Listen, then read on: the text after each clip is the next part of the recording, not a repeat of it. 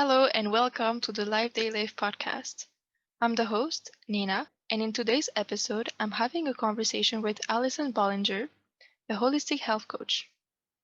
Allison will explain what holistic health means. She will talk about restrictive diets, intuitive eating, and much more.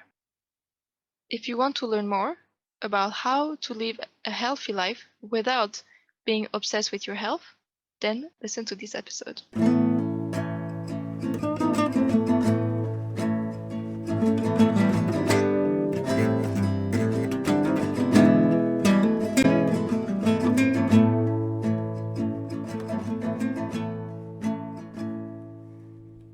Hello, Allison. Hi, how are you?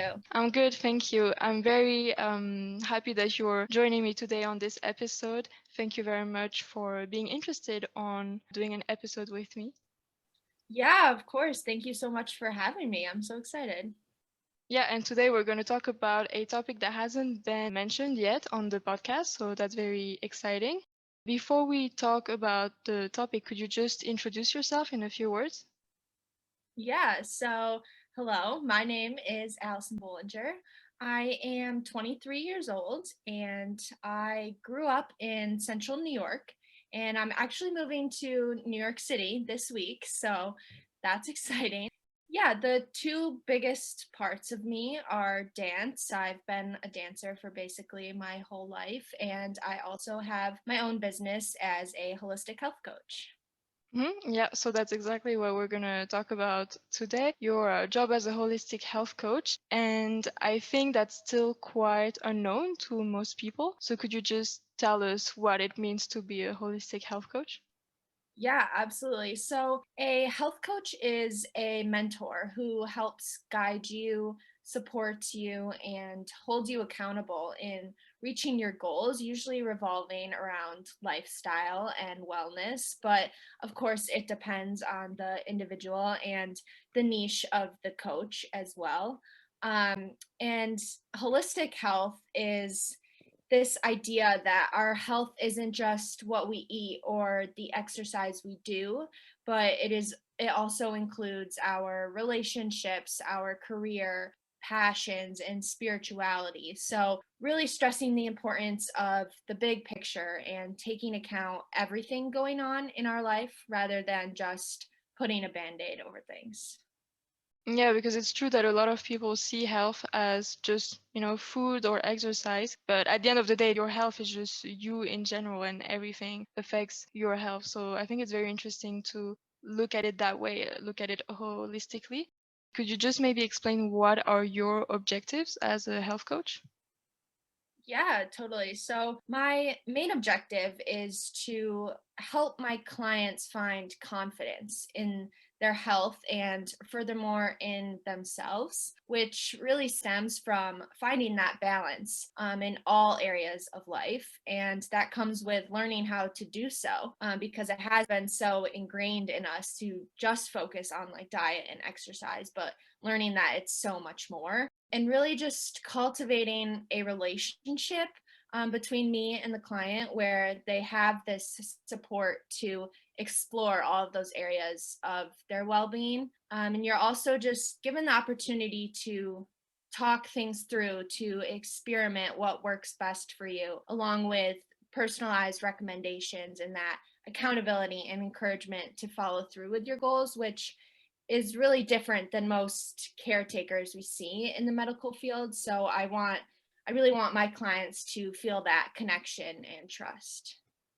Yeah, because some might wonder what is the difference between seeing a health coach or a holistic health coach. Why would you recommend people to go see a holistic health coach specifically? Yeah, I think just the one-on-one relationship is so important because you get to do what's best for you, which is so important in just this idea of holistic health coaching and holistic health in general. The concept of bio individuality, that we are all different, so no one thing is going to work the same for everyone, and I think that is the most important thing. Yeah, because I guess that's also the danger with sometimes finding information on the internet is that you think, okay, it worked for that person, so I'm going to do the same thing. But at the end of the day, everyone is different, and seeing a holistic health coach then gives you the opportunity to really have someone look at your needs specifically and what your objectives are. So do you want to say maybe something about that idea of not only focusing on what you see on the internet? Because sometimes you might be recommended to follow a certain diet from what you see on the internet, but it's not always scientifically proven that that will actually help you. What do you think about that as a holistic health coach? Yeah, totally. I think just from my own experience as well, just I used to go to Google to find out all this information, and it is so like just ingrained in diet culture, and it's really just all marketing, right? They're trying to sell you things. Like you can find a million different dieting programs and weight loss plans and all of these things, and like just the information isn't there specifically what is going to serve you best. And I think that can be really frustrating because you're trying all of these things and nothing's working because you're not following what feels good for you. So I think that is just huge in everything, honestly. It's about realizing that you have the power within you to discover what works best for you, and you don't have to fall into the trap of these like marketing schemes trying to sell you things. Yeah, because I can imagine also that it's not very sustainable if you do something that you don't really like or you're not very convinced by, then you might not follow it for a long period of time at the end. And could you maybe explain to us why you decided to be a holistic health coach? So I think that's a bit more about your personal journey also. Yeah. So I have always had an interest in health and wellness just growing up as a dancer. I don't know, it's just always a big interest of mine. And then I did have a history of an eating disorder, orthorexia. So that whole journey really took a toll on me. And my recovery was a long journey of just trial and error. Honestly, I saw many different therapists, nutritionists, personal trainers, and of course, they all had the best intentions, but it really wasn't helpful for me because the root of the disorder was so much deeper.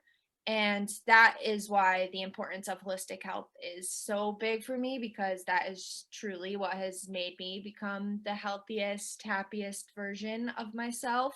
So, yeah, I did have a great interest for health and wellness really my whole life. But after learning about holistic health, I knew that I needed to share this with more people just because of how much it changed my life and what I found was lacking through my recovery journey and everything. So I did go to the Institute for Integrative Nutrition to become a certified holistic health coach, and that is where that whole journey and like I just learned so much through that program. Okay, great. So that can also be helpful to know for people who want to become a holistic health coach. If we can just go a little bit backwards, you talked about orthorexia. And when preparing this episode, I did a little bit of research and I realized that actually it seems that a lot of people don't know about orthorexia, talking about the general public, but also in terms of scientifically, it seems that there's not a lot of research being done on it. So could you explain maybe what orthorexia is to people that simply don't know what it is, and also how you experienced it? Because I can imagine that if people around you don't know what it is, it might be hard to get information and also get help. Yeah, I completely agree. It's definitely not talked about enough and just known enough. So, orthorexia is the unhealthy obsession with clean eating. It can be hard to realize it. It's like this fine line between having a healthy relationship with food and having an unhealthy obsession with it. So, for me, growing up as a dancer, I was extremely active and very involved in the whole fitness scene. And then around when I was 17, 18, I really started getting into nutrition and cross training because I was very determined to make a career out of dance.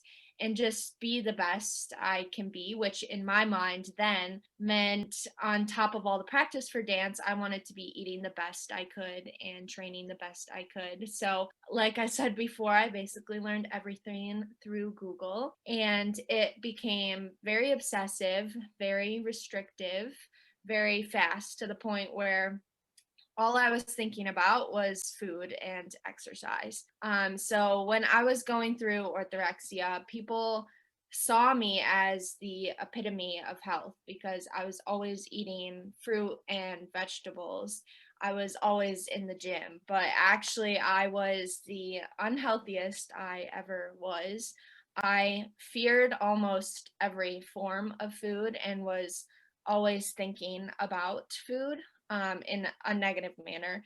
And I spent more hours in the gym than sleeping. My social health was non existent. And honestly, I got to the point where I lost all of my confidence and joy just in my day to day, and especially in my dancing. So I think that the biggest sign and like symptom to say of orthorexia is just like this huge cloud in your head where like you can only think of food and the health of the food that you are eating, and really putting your worth into all of that and like what you're eating, when really like your worth is so much more than that, and like life is so much more than that, and as I've been saying, health is so much more than that. Yeah, that's very important to mention that. So thank you very much again for sharing your journey. I can imagine that it's difficult maybe for some people to understand, because you have the impression, that okay, if you eat super healthy and exercise, like you said, you are like the top of your health. But actually, that's where the holistic, I think, idea comes from and makes sense, is that at the end you might be suffering from nutritional deficiencies. You might also have a lack of social interactions, like you were explaining. So that really explains or shows how health is more than just food and exercising, and that it's a general image also. But what would you say to some people then that want to have a healthy lifestyle, even though I'm realizing now that this term doesn't really mean much, because what is a healthy lifestyle at the end of the day? So how can one make the difference between habits that are healthy for you and then habits that can lead at the end to an eating disorder?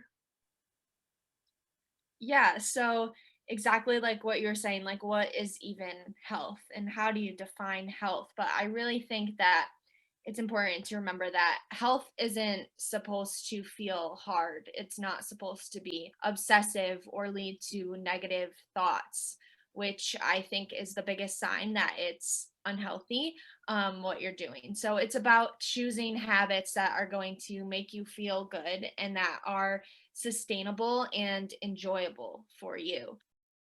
So I think there is a lot of misinformation out there. As I said, how I was very negatively influenced by trying to learn from Google and all the things out there. And a lot of it is marketing, diet culture, and fitness programs. They're all trying to sell you something. So they're obviously going to try to influence you in these health decisions, but you really just have to learn to differentiate between all of this, which is why I find it like so important that I walk my clients through how to notice what is diet culture and what things to basically ignore, because it's all about tapping in into what is going to feel good for you and what is going to be enjoyable in the long term. Okay, yeah, that makes sense. And if we come back a little bit to orthorexia, what do you think are the dangers then with putting on labels and seeing some food as good and some food as bad? I mean, that comes back a little bit to what you were saying about just making sure that you don't restrict yourself. But yeah, what do you think is the main problem with that? Yeah, so it's very easy to fall into that good versus bad mindset, but I think the biggest issue with that is that it does cause so many negative thoughts and emotions around food. which just come to circle back to make us feel negatively about ourselves. Like if we eat a food that we think is bad, then we think like we are bad. And like that's just not true. Like food is food. And often the foods we call bad are the ones we love the most, and we all deserve to enjoy those without any of this stress and guilt. So I think that the best and most tangible way to go about this to like get away from calling foods good and bad is to make a list of what foods you would call bad, or foods that you feel this like fear or stress around, and one at a time just go through the list and give yourself full permission to eat the food whenever you want. And that means like actually eating it whenever and in whatever amounts you want to have it. And once you do this, you take the food off of that high pedestal, because oftentimes when we see food as bad or like special, like we see it as we can only have it certain times. And that is what kind of fuels this negative mindset around it. So giving yourself this full permission, it allows you to gain control over the food and like get your power back, and it also makes the food become the same caliber as other foods. It's not like on this high pedestal, so it really gives you the power back, like I said, and eliminates all of the negative emotion around it. So that's really like the first step in that. Okay. And if I were to give an example, let's say you have a client that comes to you because they want to lose weight. How would you go about it then to make sure that that client doesn't go into that cycle that you talked about seeing food as good or bad, but still manage to achieve their goal? Because I feel like that's two different things, right? You need to make sure that you don't have unhealthy behavior with food and restrict yourself, but then you still want to achieve a certain goal. Yeah, so that is a big, huge question. And I think a lot with this idea of intuitive eating and food freedom, I'm not anti weight loss, but I want to get down to the reasoning behind the weight loss, because diet culture does put out and stress like that weight loss is the most important thing, but I really want to reflect on that and dig deeper. Like, why do you want to lose weight? Because it is so important to realize that sometimes like weight loss isn't the answer. Maybe you have to just work on your relationship with food or your relationship with yourself, like on the inside, or other things with weight loss. This is like a big huge topic, but the idea of set point, because our bodies do have a genetic set point, like a weight range that it likes to be at. So sometimes weight loss just isn't sustainable and realistic for people. So there's really a lot to unpack when someone comes to me asking for tips and ways to lose weight. And really, I start at just asking why they want to lose weight. Yeah, because I can imagine that we were talking a little bit earlier about the internet, but social media probably plays a big role also. If you see someone on social media, or if you're influenced by a certain diet on social media, and then you decide that you want to follow and do the same thing, then is it really you wanting to do that, or is it just you being influenced by what you see on social media? So that's probably also a topic that you address often, I would guess. Yes, that is a huge topic. Social media is very influential right now, and especially when it comes to thoughts we have around our bodies and around food and around the exercise we do, really, and honestly, around everything that we do in our life. So I always check with my clients. I'm like, how much time are you spending on social media and how is it influencing you? Because you can control what you see somewhat on social media, and you can decide like, is this serving me? Because I always take it back to that idea that everyone is different and we all live different lives, so we should all be eating differently, working out differently, and also just remembering that with social media you have no idea what goes on behind the posts. And it is like such a highlight reel, which is always said, but that is so true. So that just relates to this whole idea of comparison, and that it's really doesn't help you at all, honestly, because it's all about tapping into what feels best for you. And like you said, that can be generalized and also affect other areas than just food and exercise. It's true that social media influences us in many ways. And now my next question is not just about social media, but just in general, anything that influences you. There are a lot of times restrictive diets which are normalized and even sometimes recommended. What do you think about the fact that that it's normalized and that a lot of people don't know that it can actually cause eating disorders, because that's what it seems a bit like right now, that restrictive diets are sometimes seen as the answer, and how can we detach ourselves from this type of thinking? You talked a little bit about how to recognize that diet is restrictive, but how can we make sure that it stops being normalized and that people can understand that it can lead to disorders? Yeah, for sure. So I think it is super important to realize what information is from diet culture. So, diet culture is this system of beliefs that focuses on body size and moralizes food and links food and exercise, all usually because they are trying to sell something. So, I think that educating yourself on this is the most important first step, just knowing that your health is about so much more. And that's one of the first things I speak with my clients about.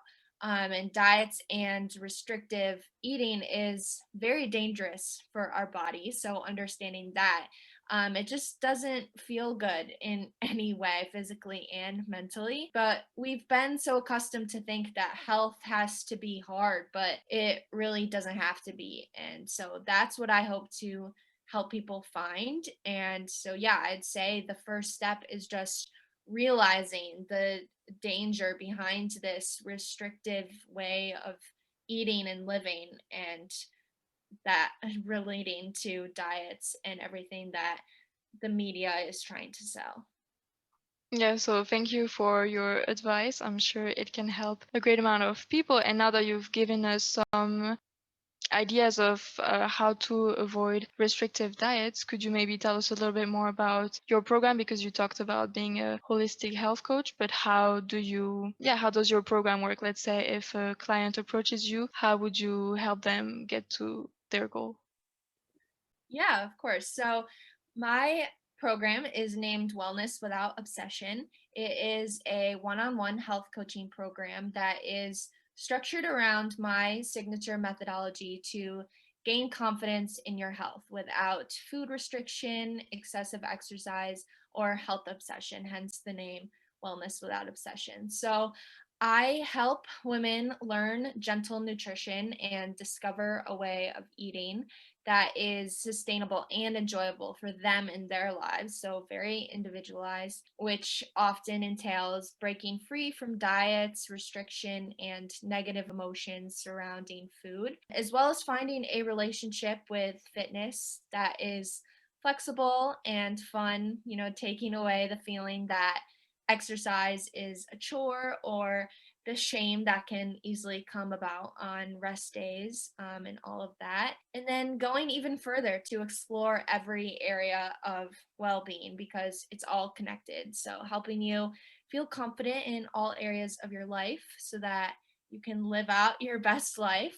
But yeah, my program is structured as a 6 month program, and we meet every other week. It's a 1 hour call, but outside of those 1 hour calls, I give them 24/7 support through messaging, which I love. I love talking to my clients and just helping them through whatever they're going through or just chatting, honestly. So each week we talk about different topics that we are discussing. I leave it open for them to talk about what they're going through, and then usually wraps up with just some goals and recommendations for the week ahead. And I'll always send them like different resources, just different documents I have to help them also. Yeah, that's just a big overview of it all.